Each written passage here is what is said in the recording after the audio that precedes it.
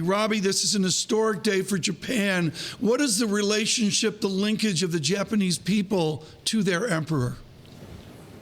Well, this is not an economic issue, but I think that the emperor is very, very widely respected here. He's been an excellent emperor. As you probably know from his early days on, he had an American tutor in the early post-war period who wrote a beautiful book about him and about the experience, and it's called Windows for the Crown Prince. It's a book I would recommend people read because it gives a very strong sense of how much, what's the right word, affection people have had for him.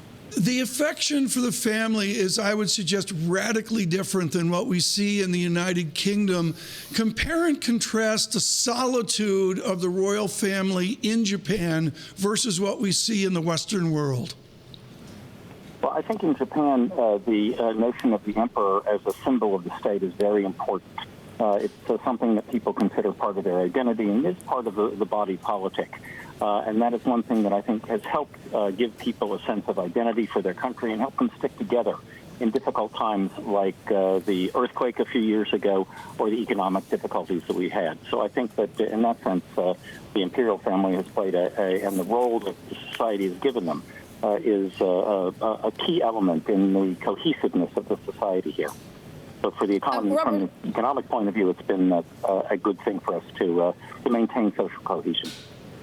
Right. Has he, I mean, this is a ceremonial, right? He's the head of state for Japan's constitutional monarchy, but this is a ceremonial role. Has he ever talked about affairs of state? The monarch here in the UK, of course, Queen Elizabeth II, is very removed, or she will never politicize anything. But we also have ceremonial roles around the world, including Italy, that have stepped in when times get tough. That has not happened in Japan. It is not the emperor's role under the Constitution to do that. And the imperial household agency and the emperor himself have been very, very careful to have immense respect for the Constitution and the role it provides him. Robbie, we'll come back to you and our guests here in New York on the Japanese economy.